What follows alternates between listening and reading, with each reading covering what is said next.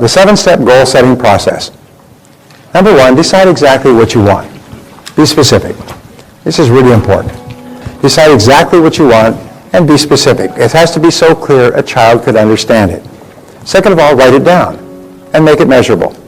A goal that is not in writing is not a goal at all. In fact, if you were just to do number 1, number 2, and number 3, set a deadline and set sub-deadlines if necessary. Basic rule is that there are no unrealistic goals, there are merely unrealistic timelines, unrealistic deadlines. So if you set a goal and you don't achieve it by the deadline, what do? Set another deadline. Just move it back. Obviously, you misjudged. Remember, it's just a guesstimate of when you can achieve the goal. However, with a deadline, half the time you'll achieve it before the deadline.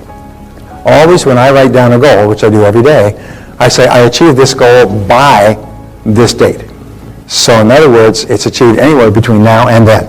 I don't say at the date, but by this date or before this date. But by is my favorite word. I achieve it by June 30th, 2011. I achieve it by December 31st, 2011. Achieve this goal by. And if all you did was this, decide what you want, write it down, and set a deadline, it will change your life forever. I've had people who've just staggered at the difference it made in their lives to write these goals down and just set a deadline on them. But that's not enough. Number 4 is to determine the obstacles that you'll have to overcome to achieve the goal. Remember, the question that we ask is, why aren't you already at the goal? If you want to earn twice as much, why aren't you already earning twice as much? What's the reason? What's holding you back? What's the constraint or the obstacle that's stopping you? Now, in 80% of cases, the 80-20 rule applies here. In 80% of cases, the obstacles between you and your goals are inside you. They're internal. They're not on the outside. So the mark of the superior person when they have a problem is they always say, what is it in me that's holding me back? What is it in me that's holding me back? Is it a lack of discipline, lack of time management, lack of a skill, lack of the ability to perform a particular area? What is it in me that's holding me back? And when you start with yourself, 80% of the time you'll say, well, this is my great problem. I have a book called Eat That Frog, which goes 21 great ways to stop procrastinating and get things done faster. It's based on 30 years of research into time management condensed into a little book. How many people have read that book? It's a good book. It's a life. It transforms people's lives because the number one obstacle in many cases is procrastination, and it shows you how to develop the habit of getting on with it and starting your most important task and just getting it done. And when you get into the habit of determining your most important task and then just doing it, your whole life explodes. Because after that, you start to get everything done. And you start to get more and more done. And not only that, you feel happy. Because as you do important tasks, you feel happy. Your self-esteem goes up. You have more energy. Your self-confidence goes up. You're motivated to do more things. So one little problem, procrastinating. People say, well, it's procrastination is what holds me back. It's taking the first step. Well, if you can overcome that, which is a learnable skill, you learn to procrastinate, by the way, by default. So what you do is you say, well, I'm going to overcome procrastination. And don't say I'm going to do it tomorrow or next week. I'm going to take a year, and by the end of the year, I'm going to be one of the best time managers and result getters in the world. Just give yourself a year and work on it every day. And I can promise you, 3, 6, 9, 12 months from now, you're going to be a production powerhouse. You're going to be the most productive person in your industry. You're going to be getting so much done. So determine the obstacles. Now, next is determine the additional knowledge and skills that you will require. And remember, to achieve a goal that you've never achieved before, you will have to develop skills that you've never had before. You'll have to do things that you've never done before. So what are they? And here's the great breakthrough thought that changed my life at the age of 23, is that all business skills are learnable. You can learn any skill you need to learn, whether it's prospecting, presenting, closing, hiring, borrowing money, building businesses, marketing. You can learn any skill you need to learn. They're all just learnable skills. They're just laying there. But the point is that you can learn this stuff. Number 6, determine the people whose help and cooperation you will require. Who are they? Whose help and cooperation you will require. And then assemble all these details into a plan, organize the plan, and get started. Now, a plan is merely a list.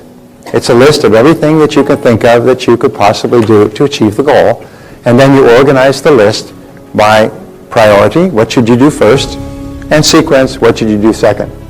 I had a gentleman in my course in Sydney, Australia, and he had started off a business when he was about 20, 21. He worked his head off for 7 or 8 years. He's now 28, 29. He had a very successful business. But now he realized his whole childhood was gone. All of his friends had gone off and traveled around the world and so on. And he wanted to travel. I mean, he wanted to go to Europe, and he wanted to visit Paris. And he had a good business. He'd been trying to sell his business for 2 years. And I said to him, he said, tell me, what can I do? How can I sell my business? I said, well, have you ever read a book on how to sell a business? He said, are there books on this subject? I said, of course, there's thousands and thousands of businesses that are sold every year, and there's experts who help people buy and sell business, and they've written books on it. As a matter of fact, any bookstore has a section in the business section on small businesses, and one of the subjects is how to buy or sell a business. The difference between successful, happy people and unsuccessful, unhappy people is successful, happy people have clear values. They know what's important to them, and they know what's important to them in order. For example, my highest value has always been my family. No matter how hard I work, I never have budged from that. My family always takes precedence over everything else. There's never even a question. No finance, no work, no travel, no anything else. And when you're absolutely clear about what your values are and in order, then it's easy to make decisions because that's what's right or wrong for you. And each person can have their own values as long as they are your true values. Now, how do you tell what your true values are? We could spend a whole afternoon on this, but what do we tell who our true values? Well, how do we tell our true values? Well, the answer is only by what you do under pressure. You can always tell what your values truly are by what you do under pressure. When you have to make a choice between one or another, you always choose what is most valuable to you. You always choose what is most important to you. So you can think about when I was under pressure, what did I do? Did I stay at the office all night and miss my child's graduation or football game or recital? Well, then what I proved to myself under pressure was that my job is more important than my family. So you can always tell when you're forced to choose what your values are. And sometimes by just simply changing your values and saying, no, from now on, I will always make this choice, you become a different person. You become a different person. And when you live consistent with your values, your self-esteem goes up, your self-confidence goes up, your self-image improves, you feel happier, more positive about yourself. A good friend of mine once said that all problems in life can be solved by a return to your values, by going back to what was true for you. The greatest of all human values, of course, is integrity. But what I've learned about integrity is the overarching value that guarantees all the others. Integrity means that you live consistent with all your other values.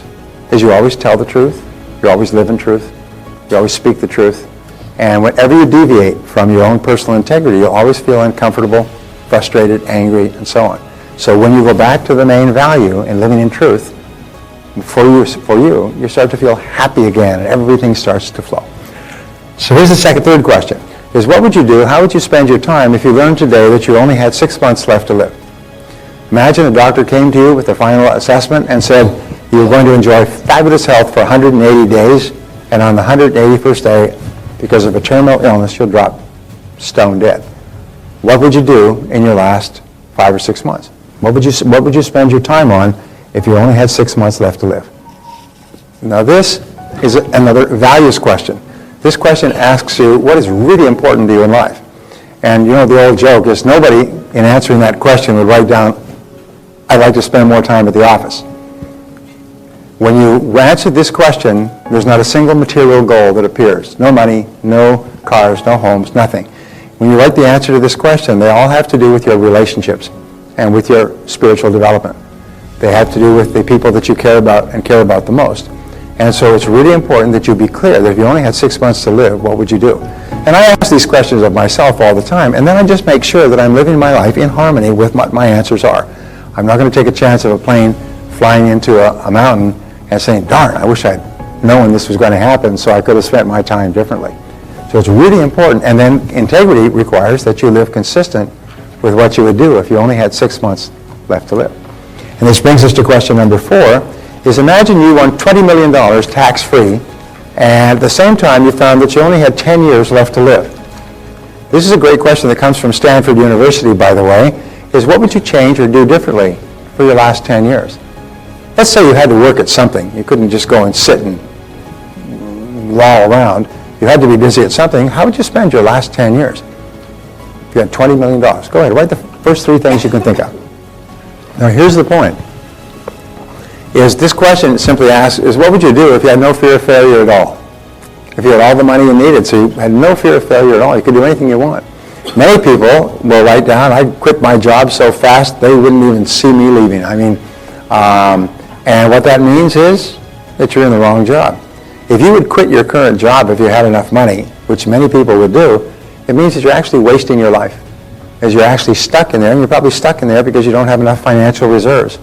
And so you're caught in a bind, if you're caught in a vice, doing something you dislike because you can't afford to leave it.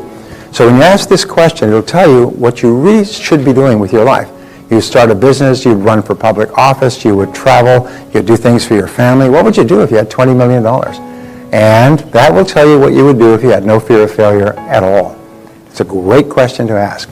And whatever you would do as an answer to this is possible for you. It may not be possible tomorrow, but it's possible for you sooner or later. So what you do is you say, well, this is what I would really like to do. If I had all the money I needed, this is what I'd like to do. Now, how can you begin adjusting your life so you do that? People often say, well, I want to start my own business, so I wouldn't have to be answerable to anybody, but I don't have enough money. Well, nobody has any money. There's 1,001 businesses you can start for less than $100. There's a book on the book stands. Go and buy the book. 1,001 businesses you can start for less than $100.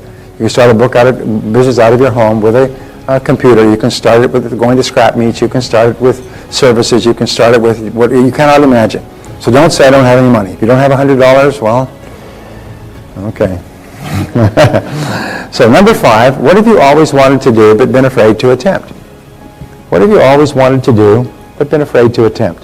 You've admired other people who've done it. You looked up to other people who've done it. You wished you could do that sort of a thing.